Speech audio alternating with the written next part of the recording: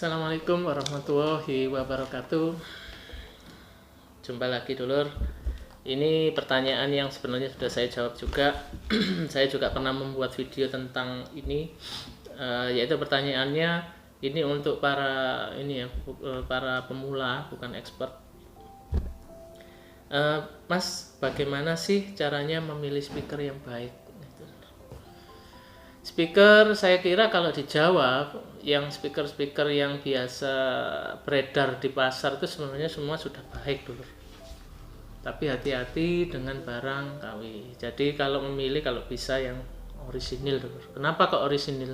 Kenapa kok saya mengkampanyekan orisinil? Yang pertama, ada jaminan dulu. Kalau dulur misalnya ada permasalahan, siapa yang bakalan menanggung jawab dulur? Itu aja sih dulur. Dan spare partnya juga jelas dulur. Kalau misalnya merek JIC gitu, kalau misalnya kesulitan spare part, tinggal ngomong ke saya, nanti saya arahkan ke dealer bersangkutan, kan gitu dulur. Ada yang bertanggung jawab dulur. Daripada dulur beli KW, kalau rusak siapa yang tanggung jawab? Dan juga kadang KW itu enggak standar dulur. Soalnya kadang KW itu ada yang dibuat pabrik A, ada yang dibuat pabrik B. Jadi kalau misalnya sistem dulur membutuhkan 6 misalnya, beli yang di pabrik A, sistem dulur B dengan model yang sama, tapi beli di pabrik B pastinya akan berbeda, dan itu merugikan dulur sendiri. Padahal harganya nggak murah dulur meskipun KW, ya kan? Oke. Terus yang kedua, setelah satu ori, yang kedua sesuaikan budget Anda dulur. Kita dari JIC mengerti bahwa biasanya pemakai speaker ini yang pro ini itu adalah, terutama yang pro ya dulur, itu adalah untuk bisnis dulur. Jadi pilihlah speaker yang sesuai budget Anda dan cepat untuk mendapatkan kembali balik modal Anda. Itu dulur. Yang penting bagus, awet, tapi sesuai budget. Mahal-mahal buat apa dulur? Beli puluhan juta untuk speaker satu, kalau terbakar, kalau rusak, rugi dulur. Dulu dapatnya berapa? Yang penting balik modal, selanjutnya itu adalah rezeki Anda dulu. Itu sih. Terus kemudian beli sesuai spek yang dikehendaki dulu. Jangan ngikuti kata hati, wah ini pasti yang terbaik, bukan berarti itu. Bisa jadi 10, misalnya ini dulu, 1050 yang lebih murah lebih baik daripada 1075. Lo kok bisa? Padahal 1075 lebih mahal. Tergantung sistemnya dulu.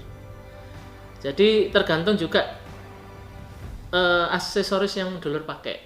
Jadi kalau misalnya ini kan, kalau kita ngomong speaker kan ini kita namakan seperti komponen dulur. Jadi kalau sepeda motor itu misalnya speaker itu, karburatornya itu speakernya. Jadi tergantung karburator dipakai apa dulur. Misalnya dulur membeli karburator untuk Ninja tetapi dipakai untuk Mio, oke dulur.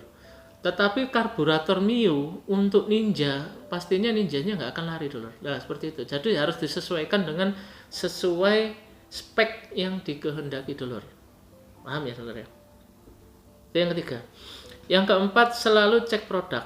Yang pertama magnetnya dulur. Jangan, hati-hati juga, jangan terlalu terbuai, wah bokong semok ternyata magnetnya lemah sekali, atau ternyata sambungan, atau ternyata cuman hiasan. Ada dulu di pasar itu hiasan aja, plastik gitu aja, jadi bentuknya kayak besar, ternyata magnetnya kecil. Terus kemudian daunnya itu tebal atau tidak, atau meskipun tipis pun kualitasnya seperti apa, karena nggak semua speaker daun tebal itu bagus. Karena diperuntukkan untuk apa sekarang? Kalau perlu tipis ya harus tipis, tetapi kan harus ada kualitasnya kayak gimana. Terus kemudian juga dampernya dulur. Dampernya mudah sobek apa enggak? Dampernya lekukannya berapa? Itu dulur harus tahu gitu. Itu keempat. Terus kelima, selalu mencari informasi mengenai kemampuan merek dulur. Merek si A sama si B bukan berarti yang bagus bukan berarti wah ini yang bagus A, ini yang bagus B, ini enggak. Jadi harus tahu mereknya seperti apa dulu. Apakah punya nilai enggak? Apakah punya kelebihan enggak merek ini dulu? Bukan berarti merek yang lama yang udah puluhan tahun di pasar itu bukan berarti lebih baik daripada merek yang baru yang ya masih 3 tahunan, bukan berarti itu dulur. Caranya gimana? Lihat dulur penjualannya, lihat pemakainya, apakah dia itu naik, apakah banyak yang memakai enggak dalam 3 tahun terakhir ini. Kalau grafiknya naik itu pasti berarti oh ini produknya bagus nih, banyak yang nyoba pakai dan cocok. Nah, itu. Dan satu lagi dulur, bisa lihat kualitasnya speaker itu dari event dulur. Nah ini kenapa kok di event kok tidak semua merek speaker maju ke event, karena event itu adalah kalau dari sisi marketing itu adalah sebenarnya seperti mata pisau dulur, jadi bisa membantu bisa melukai. Jadi kalau misalnya performnya bagus akan melejit, tapi kalau performanya jelek itu akan menghancurkan merek tersebut. Itu kenapa saya kadang pernah tanya pada manajer marketing merek si bla bla bla, itu katanya aduh kalau misalnya ikut event kalau jelek pasti hancur. Jadi mereka tidak pernah ikut event, dan biasanya kadang mereka cuma berani di penjualannya saja, jadi buka penjualan tetapi nggak buka demo produk. Dan itu udah seharusnya dulur sudah tahu, oh ini nggak ada percaya diri di produk mereka untuk naik ke atas. Tapi kalau JIC karena kita bondo nekat aja kita ikut, meskipun malah kita nggak jualan di situ, karena kita ikut, karena kita pede, kita yakin bahwa produk kami adalah yang bagus. Jadi JIC ikut dan alhamdulillah semuanya sukses, tidak pernah ada permasalahan di event. Terus kemudian dulur, dan juga ada tambahan dulur, sering-sering terutama yang di luar Jawa dulur, ini dulur harus sering-sering mencari informasi di media sosial terutama ya dulur ya. Kalau misalnya pakai YouTube, cari orang-orang yang memang benar-benar murni dulur, bukan yang endorsan. Jadi kalau YouTuber endorsan itu sudah hitungannya ngomongnya itu sudah orientasinya ke tipe tersebut. Kayak saya ini, saya di endorse, sebenarnya nggak di endorse tapi saya memegang merek. Jadi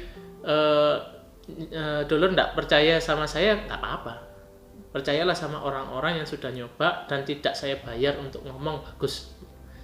Itu aja dulur.